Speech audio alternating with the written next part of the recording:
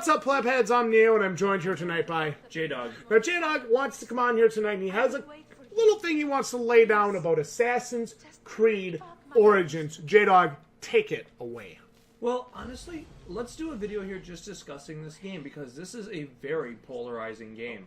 Now, I just picked this up. I paid $30 for it. And, you know, the too long didn't read sort of breakdown is I'm really enjoying my time with it for the $30 price point. But if you're on the fence like I was, maybe you're a lapsed Assassin's Creed fan and you've really grown away from the series as I had, this is a phenomenal game, especially if you can pick it up on sale, which I did. Honestly, had I paid the full $60 for this, I'd actually still be okay with the purchase.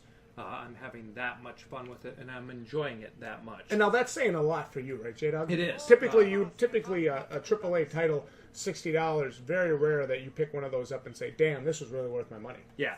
And, you know, the truth is I had really grown away from Assassin's Creed. I thought it was a redundant series, basically same shit in a different bucket, to be honest with you. And I was on the same page as you were, too. But this game, to me, really, you know, incorporates some of the best things we've seen in game design, I would say, from over the past couple of years. And you've got a mixture of games here. You've got some Far Cry 3, I would say. You've got some Assassin's Creed, and you've got some Tomb Raider in this game. So you've got a good blend of that, and you have one of the awesomest worlds I've ever seen. This is just a glimpse. Now, this is about maybe 8 to 10 hours into the game, and I'm playing in Alexandria, which is the first huge area that you come to. Yeah, about 8 to 10 hours in. And I mean, just look at the size of this world, ladies and gentlemen. I mean, honestly, if you pick this up for $20, it's almost worth the purchase just for the environment. It is absolutely incredible. And you can literally explore everything. It is awesome. So, that being said, this game plays a lot more like a traditional role-playing game than an Assassin's Creed game.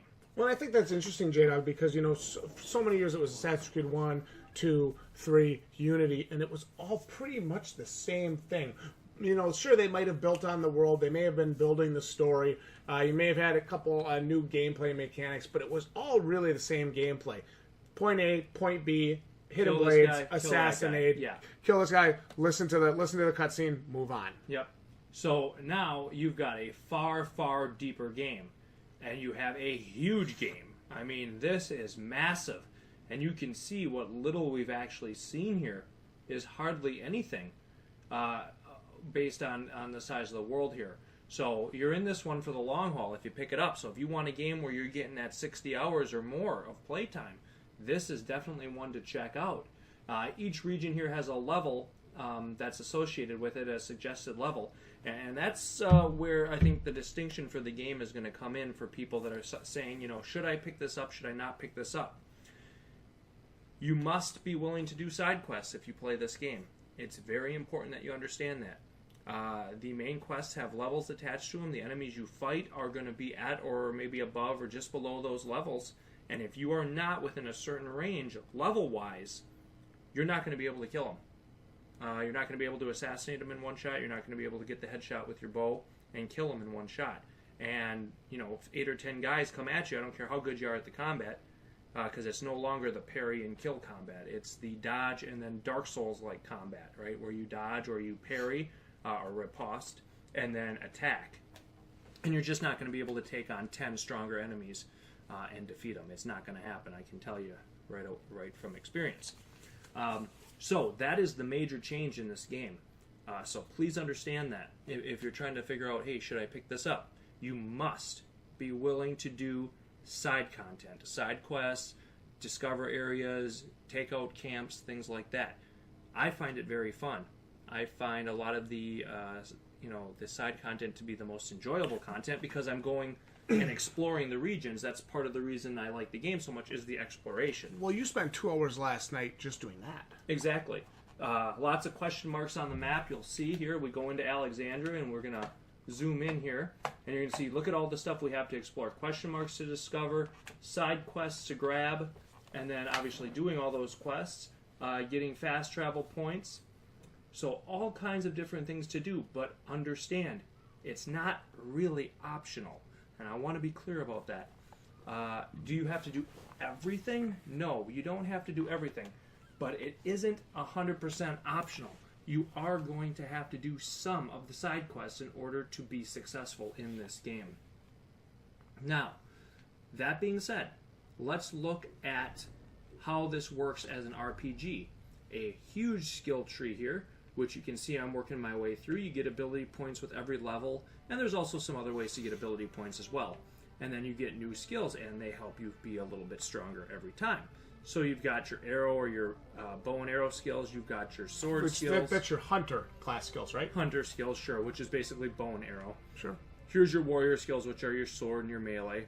And then here's your tool skills, which is like fire bombs and your smoke bombs and shit like that. So lots of different abilities. You've got gear. Now here's where we talk Far Cry, right? So let's talk a few different things about the gear.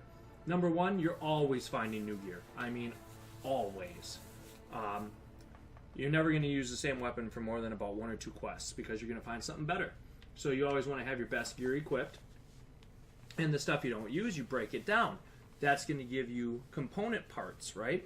And that's where you go down here and you start to upgrade your different, the different things that you're wearing, right? Like your glove, you've got your quiver here. You do pick up the hidden blade a little bit into the game. I just got mine, got it upgraded 3 slots. So you can see there's about, what, 6, 8, 10 slots on each of these, or on some of these to upgrade and do the upgrades. So this all comes from the hunting of animals or from breaking down your weapons, and that's where you get some of the component parts for it. So that's kind of where some of that Far Cry comes in, where they, I remember in Far Cry 3 specifically, you would hunt the animals and then you would craft some survival items. So that's kind of the Far Cry crossover. And then the gameplay, a lot of it, is going to these different camps and taking out the bad guys, and that's very Tomb Raider-like, where you tag the enemies. Sneak in. You want to use your bow and arrow to whittle them down. If you have to get into a fight, you want to hopefully get into a fight with 1 or 2 guys, because they do hit pretty hard, and you're not going to, like I said, you can't take a ton of damage.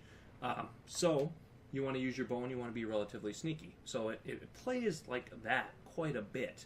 So, you got to ask yourself, what am I looking for in a game? If you are looking for a Assassin's Creed 2 experience or an Assassin's Creed 3 experience, I would steer clear of this because it's definitely different than those games were in its scope, in how it requires you to kind of do the side content, and in the way that the combat is structured. It is very different. If you are looking for a more RPG-oriented experience, a experience that, allows for a more open combat, a experience that allows for, a little bit more exploration of an incredible world with tons of activities to do, basically never getting to see everything, this definitely could be a game for you. And definitely you're going to get your 60 to 100 hours worth of playtime through this game. So this is Assassin's Creed Origin. I want you guys to be sure you check out my live stream of this if you want to see the game in action before you make a decision on purchasing it. But just thought we'd go through a few things about this game to let you kind of know what you should expect if you are thinking about picking it up. Jdog, break it down real quick for us. If you had to pick one thing about this game that makes it such a hot game for you, what would it be?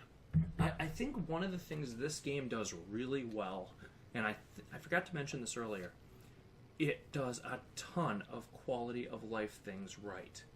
I can't stress that enough. Number one, you've got a very detailed map. And if you come on your map and you select an icon, you can call your horse, get on your horse, and I'll actually show this right here, and your horse is going to actually take you right there. He'll follow the road, so it almost has like a, what would you call it, an Uber kind of built into it, if that makes sense. Where you're just going to be, and you can actually just look at the world and enjoy it as you go to the next destination, which is kind of cool, honestly. And it always makes you feel like, you know, there's so many things to do, and they're in relatively short distance. It always makes you feel like you're getting something done. Do you feel like you're making constant progress in everything you do in this game? Constant progress. And I just let this guy see me, and I don't know why. So we'll show you. So you can see now the combat here.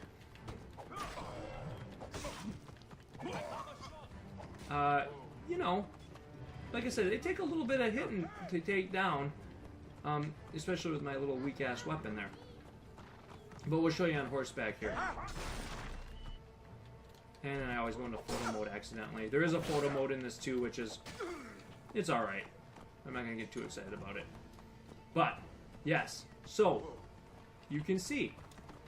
Like I said, they actually bring you right to the area, which is cool. And then these guys randomly load in. Wow, I just used my special attack and killed like 2 guys. So that was really cool. And the quality of life is really great. You know, you come in, you loot, you're always getting stuff. You can load up, change weapons, upgrade. You're always getting something relevant done. And that, I think, for me, is the #1 best part of this game. I always feel like I'm getting something done. So, that's my favorite part of it. And I'll actually show you the combat here with the dodging. So, like I said, a little more Dark Souls in the combat. And there's a little achievement. Yay. And the movement is really fluid. He runs constantly, so he's never really like walking unless you want him to. Ow, fucker! Hey, get the fuck back here!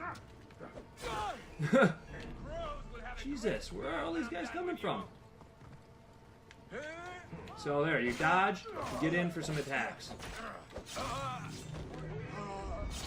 Whoa. And I think when I first played Origins back when it first came out, I think that was something I really liked about it. Yeah, was you know, the combat movement felt so different. And like, you know, you see something up there, it's like, okay, I want to go get it. Well, you just fucking like climb anything, you know? You literally, nothing stops you from doing anything. You just go wherever you want. Movement is fluid. It's really relatively precise for the most part. You hit a couple buttons and you're going where you need to go. And it feels active. It feels like you're engrossed in the game at all times. And I mean, you come up on a place like this and you just overlook the city. I mean, it's just gorgeous. Like, who the hell wouldn't want to explore this, right? So, it's one of the best worlds I've ever played in. It really is. And, like I said, I got it for $30. I would have been happy with it for $60. If you pick it up for $30 and you like a role-playing style game, you like a game where you're upgrading your character, playing in an awesome world, and with pretty fluid controls, tons and tons of quests to do, this is a bona fide buy. And for me, it has brought me back to the Assassin's Creed series.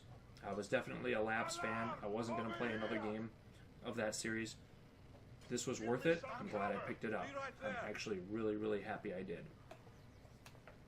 So, I want to thank everybody for watching. There will be video of a live stream of this going up for full content if you want to check that out, if you're still unsure.